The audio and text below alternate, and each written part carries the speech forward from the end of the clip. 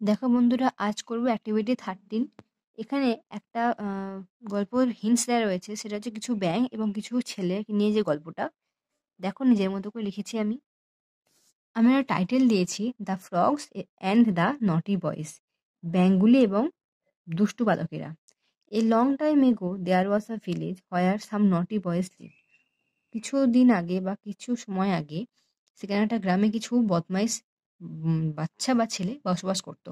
One day they were playing in front of a pond. একদিন তারা একটা পুকুরের সামনে খেলছিল।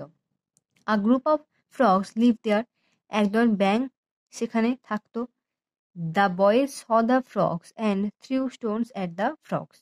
বালকগুলো সেই ব্যাঙগুলোকে দেখলো এবং তাদের দিকে পাথর ছোঁড়া শুরু করলো বা পাথর ছুঁড়লো। The stones were big and was very hard. পাথরগুলো ছিল খুব বড় এবং খুবই শক্ত ছিল। They were hurting the poor frogs.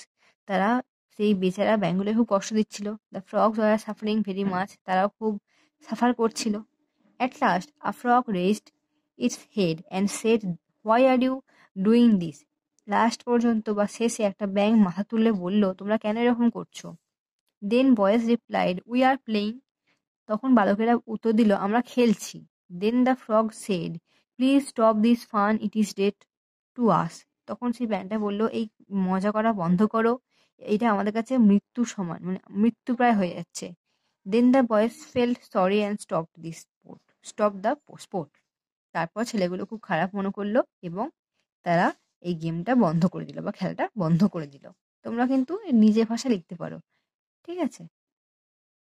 আর এখানে were big and was very hard. এখানে ওয়াজটা আমি কাটছি, ওয়্যার ভেরি হার্ড হবে।